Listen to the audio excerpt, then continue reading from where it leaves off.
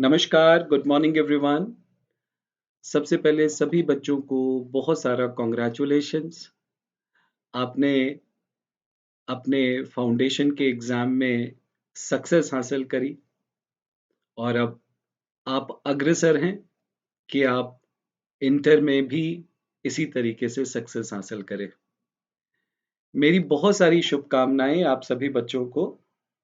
आप हमेशा लाइफ में कामयाब हों और कामयाबी की नए-नए कीर्तिमान स्थापित करें, नई-नई ऊंचाइयों को छुएं। So congratulations to everyone. जिन बच्चों ने एग्जाम में बहुत अच्छा किया, वो तो खुशी से फूले नहीं समा रहे होंगे, लेकिन जिन बच्चों ने अच्छा नहीं करा, उन बच्चों को भी इस बात से एक नई ऊर्जा का स्रोत मिलता है, क्योंकि फेलियर भी एक तरीके की सोर्स ऑफ एनर्जी है। हम अगर किसी कारणवश नहीं उत्तीर्ण हो पाए, नहीं सक्सेसफुल हो पाए, तो कोई बात नहीं, अभी नेक्स्ट अटेम्प्ट में हो जाएंगे। तो बिल्कुल भी उदास ना हो और दूसरों के खुशी में शामिल हों। तो जो बच्चे कामयाब हुए हैं, उनके मम्मी पापा को, उनके परिवार को, उनके टीचर्स को, अनअकैडमी के तरफ से, सभी एडुकेटर्स की तरफ से बहुत सारी शुभकामनाएं। तो सभी बच्चे, मेरा बहुत सारा प्यार और बहुत सारा आशीर्वाद। एक और बात, आज मैं आपको एक कॉन्सेप्ट पढ़ाने जा रहा हूं और कॉन्सेप्ट है आपका कर्व और स्लोप से रिलेटेड। इकोनॉमिक्स में कई तरीके के कर्व्स हैं, कई तरीके के स्लोप्स हैं। तो अक्सर बच्चे इसको मिक्स कर देते हैं कि कर्व क्या होता है और स्लोप क्या होता है, दोनों के बीच का अंतर उन्हें समझ नहीं आता। जब हम कहते हैं कि डिमांड कर्व डाउनवर्ड स्लोपिंग, तो ये डिमांड कर्व की डायरेक्शन है। लेकिन जब हम कहते हैं what is the slope of demand curve, तो मोस्टली बच्चे बोलते हैं कि डिमांड कर्व का स्लोप डाउनवर्ड है। हमने डायरेक्शन नहीं पूछा, हमने स्लोप पूछा है, यानी कि उसका मैग्नीट्यूड पूछा है। तो मैग्नीट्यूड अलग बात है, डायरेक्शन अलग बात है। मैं आज की क्लास में आपको स्लोप और कर्व के बीच का अंतर समझाऊंगा। ठीक है, तो चलिए शुरू करते हैं। लेकिन शुरू करने से पहले एक छोटी सी जानकारी आपको और देना चाहता हूं। जानकारी ये है कि अनअकैडमी ने एक नया बैच लॉन्च किया है, चैंपियंस बैच। ये चैंपियंस बैच बहुत ही अच्छा बैच है और इस बैच में नवंबर 2021 एग्जाम के लिए प्रिपेयर कराया जा रहा है। इस बैच में टॉप मोस्ट एजुकेटर्स पढ़ा रहे हैं, जिसमें से हरीश मथारिया सर हैं, सतीश बाहिती सर हैं, मैं, मनीष दुआ, रचना खरे मैम और जतिन डमलाय सर मैथ्स पढ़ाएंगे। तो आपका भविष्य इन सभी टॉप मोस्ट एजुकेटर्स के हाथ में सुरक्षित है। आप जैसे मेरे पर विश्वास करते हैं, ठीक इसी तरीके से बाकी एडुकेटर्स पर भी आप उतना ही विश्वास कर सकते हैं। ठीक है, तो अगर आपने इस बैच में एनरोल करना है, अगर आपने अभी तक एनरोल नहीं करा है और नवंबर में आपका पेपर है, तो डेफिनेटली यू शुड एनरोल। इसका बैच टाइमलाइन भी बताया गया है कि कितने आवर्स में कौन सा सब्जेक्ट पूरा होगा।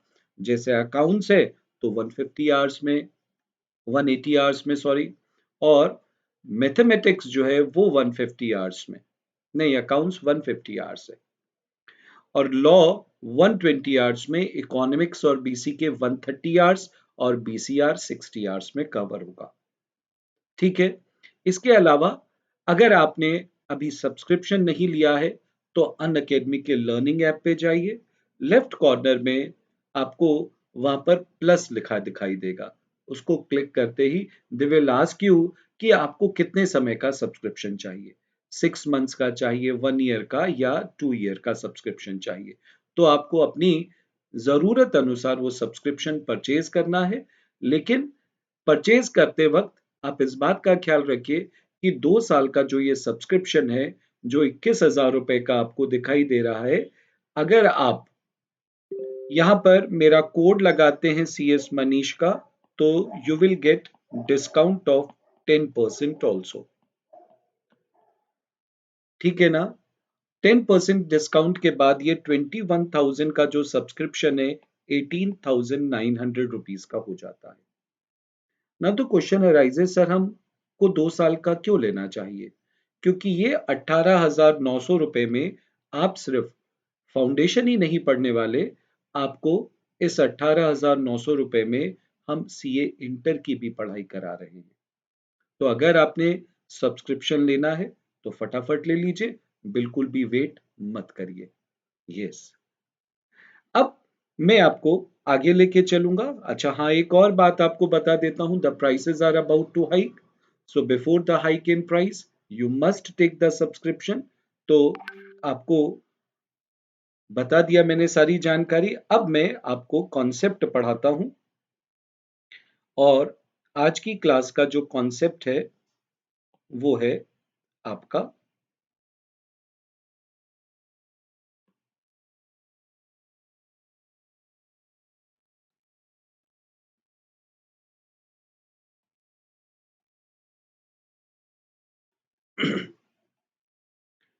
कर्व और diagram, sorry, curve and slopes.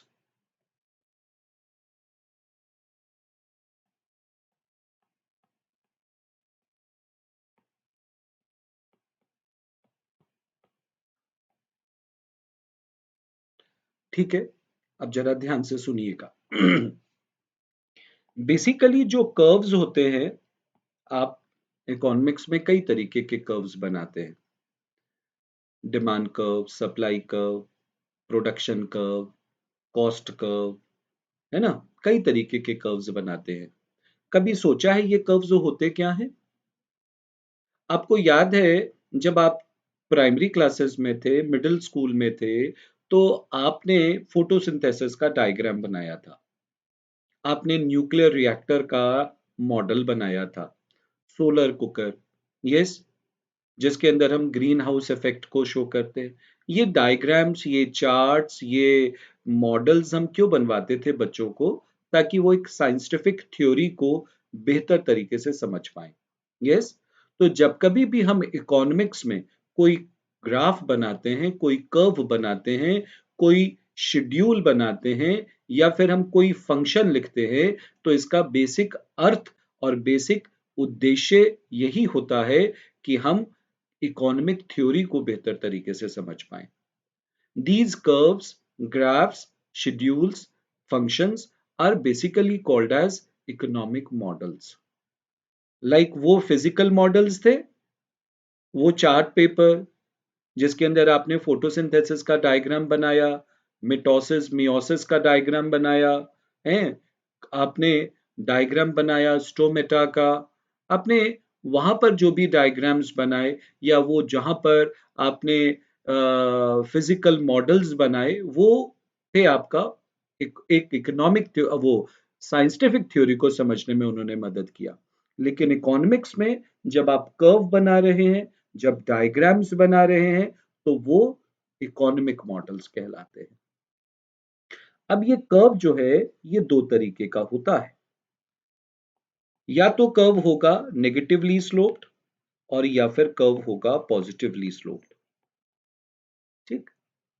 जब हम पॉजिटिव और नेगेटिव बोलते हैं, तो वो कर्व की डायरेक्शन को शो करता है।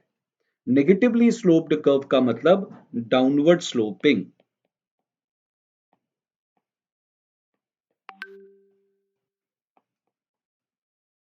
और पॉजिटिवली स्लोप्ड कर्व का मतलब अपवर्ड स्लोपिंग।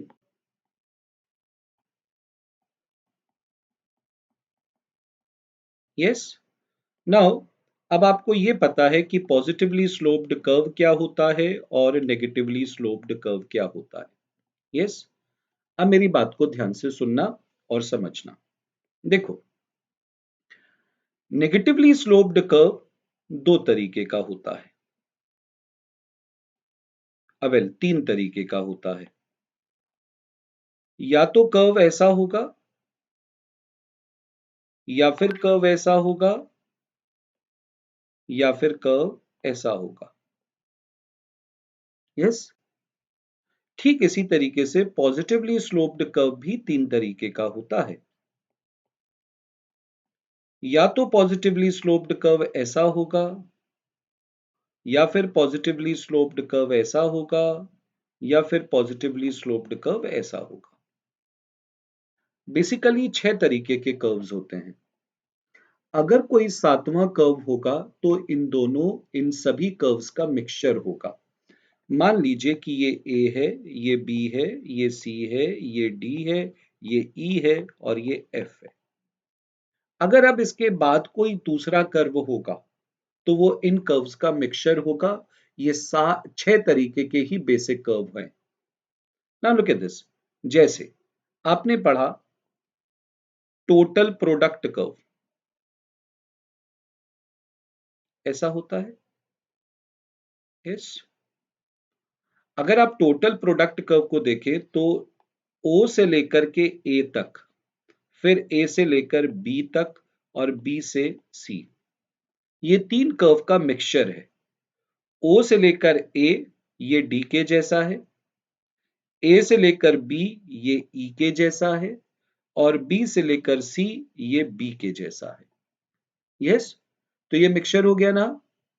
तो अब इसके बाद जितने भी कर्व्स हैं, have a look. Another curve हम लेते हैं। ये मेरे पास short run total cost curve है, जिसको हम कॉनकेव कॉन्वेक्स कर्व बोलते हैं।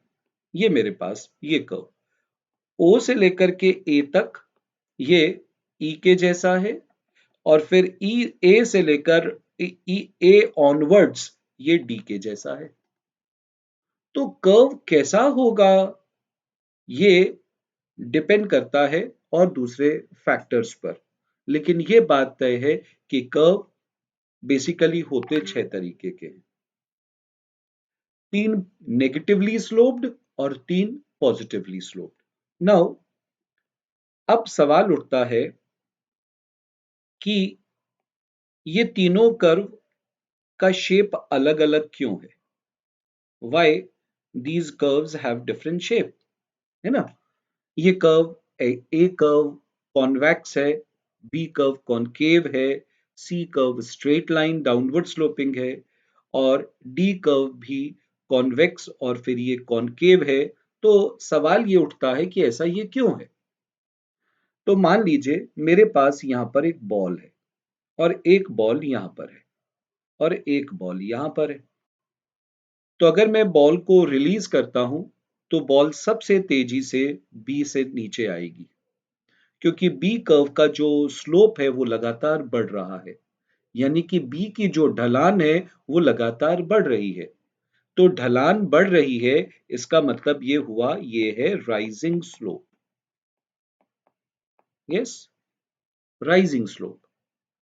और अगर मैं ए कर्व में बॉल को रिलीज करता हूं तो ये नीचे आएगा और यहां पर आते आते ये रुक जाएगा, क्योंकि यहां पर कर्व फ्लैट होता जा रहा है। तो इसका मतलब लगातार इसका जो स्लोप है वो कम होता जा रहा है। So we call it diminishing slope. ठीक है ना। और यहां एक ही जैसी स्पीड रहने वाली है, तो ये है कांस्टेंट स्लोप। ठीक। तो 3 कर्व, तीनों का शेप अलग अलग। शेप क्यों अलग अलग है? क्योंकि उसकी स्लोप अलग अलग है। अगर स्लोप बढ़ेगी तो वो ये कॉनकेव स्लोप हो गया, कॉनकेव कर्व हो गया। और अगर स्लोप गिरती है तो ये कॉन्वेक्स हो गया। अब स्लोप अगर कांस्टेंट रहती है तो स्ट्रेट लाइन। चलो एक बात याद करो।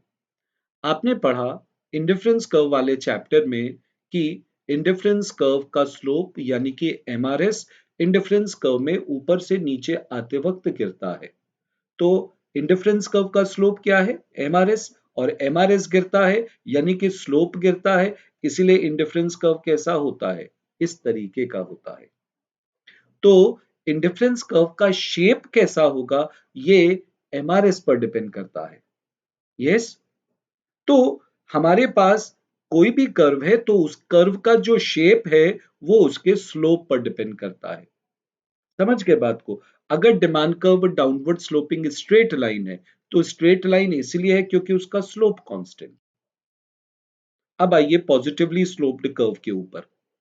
अगर मैं पॉजिटिवली स्लोप्ड कर्व की बात करूं तो मैं आपसे कहता हूं बेटा तुम इसके ऊपर चढ़ो, तो आप कहते गुरुजी नहीं चढ़ सकते, बहुत खड़ी चढ़ाई है। अच्छा, मैंने कहा इसके ऊपर चढ़ोगे? मैं कहा हाँ गुरुजी इसके ऊपर चढ़ जा सकते हैं, और बहुत तेजी से ऊपर चले जाएंगे। तो यहां पर खड़ी चढ़ाई है, यानी कि स्लोप लगातार बढ़ता जा रहा है। This is the case of rising slope. और यहां स्लोप लगातार कम हो रहा है, so we call this is the case of diminishing slope.